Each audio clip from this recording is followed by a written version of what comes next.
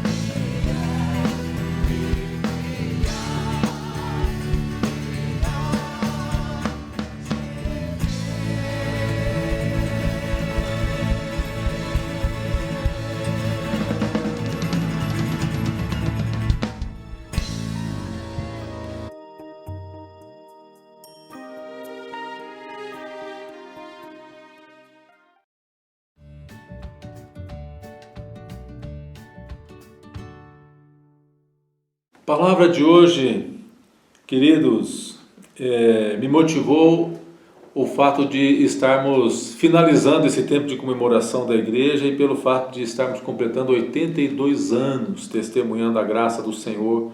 Somos uma igreja idosa, então se é que podemos dizer assim, né? 82. E eu quero convidar você à leitura do Salmo 71. Nós vamos fazer a leitura dos versos 8 e 9. O salmista diz assim: os meus lábios estão cheios do teu louvor e da tua glória continuamente.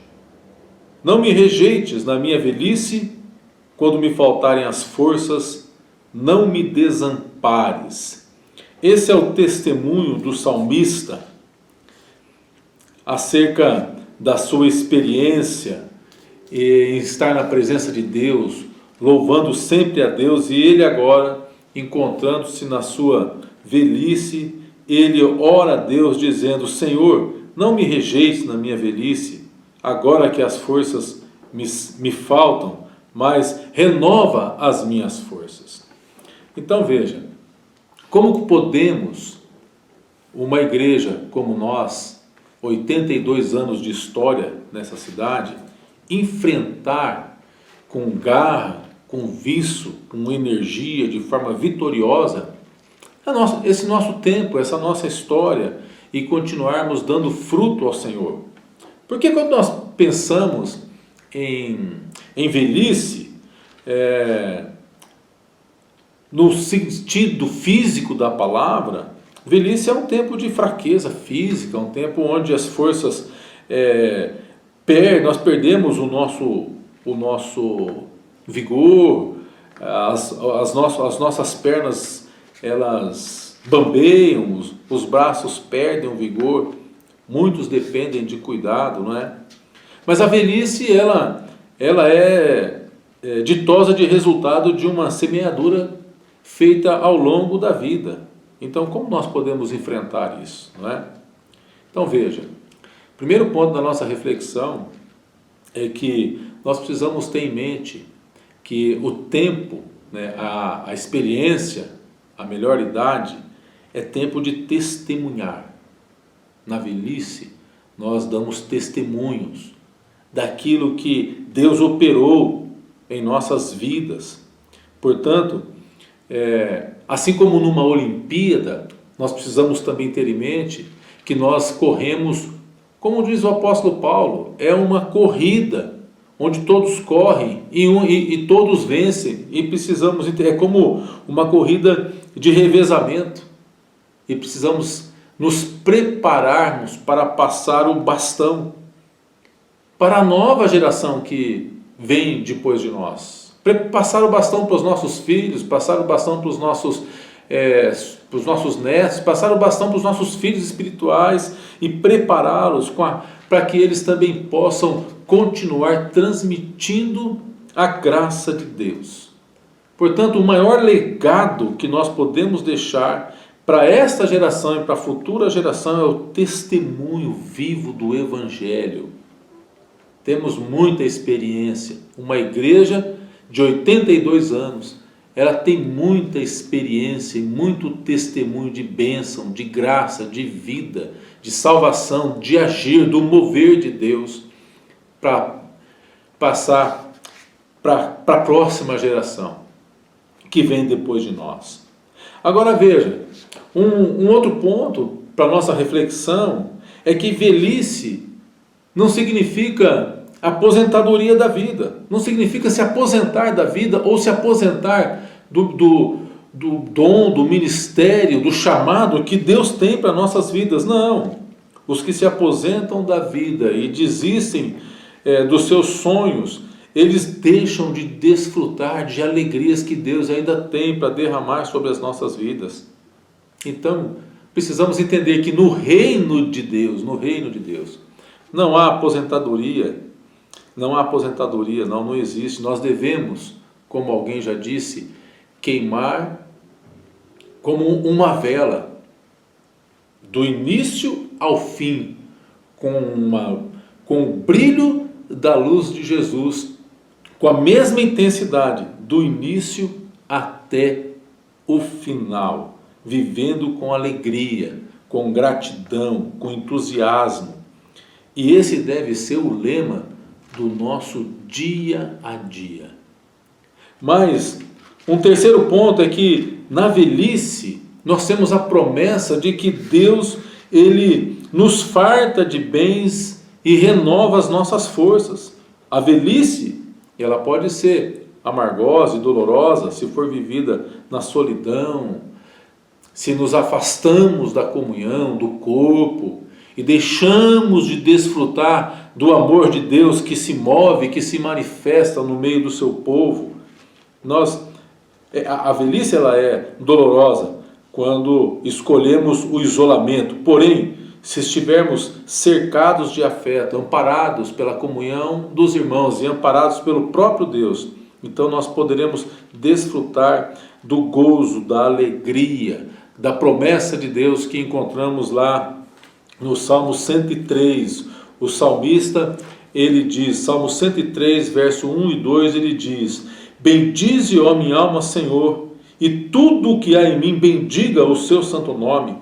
Bendize, ó minha alma, ao Senhor, e não te esqueças de nenhum só dos seus benefícios. Ele é quem perdoa as tuas iniquidades, quem sara todas as tuas enfermidades, quem da cova redime a tua vida e te coroa de graça e misericórdia. E no verso 5 nós encontramos essa preciosa promessa no Salmo 103: quem farta de bens a tua velhice, de sorte que a tua mocidade se renova como a da águia. Então veja, na velhice Deus farta de bens, renova as nossas forças. Mas um quarto e último ponto da nossa reflexão para esse tempo de comemoração que estamos vivendo é que na velhice nós podemos continuar cheios do Espírito Santo de Deus. Veja, a velhice é tempo de ser cheio do Espírito, onde nós temos mais sabedoria, onde nós temos experiência para poder alimentar outros que Deus coloca nas nossas vidas, alimentar o sonho da próxima geração. Então veja, Abraão com 75 anos, a Bíblia diz que ele inicia com 75 anos uma das jornadas mais emocionantes da sua vida. A Bíblia também diz que Moisés aos 80 anos liderou o povo até a terra prometida. Então, mesmo na velhice podemos produzir muitos filhos, muitos filhos espirituais e muitos frutos para o Senhor.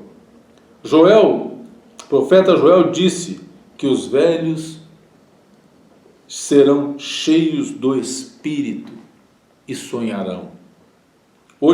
Portanto, devemos olhar para a vida com visão do alto, com a visão que o Senhor nos dá. A velhice não deve ser como um peso, um fardo, mas como um privilégio que o Senhor concede, porque Ele quer que sejamos preparados para continuarmos essa importante empreitada que Ele nos dá de testemunhar da graça e do amor de Deus.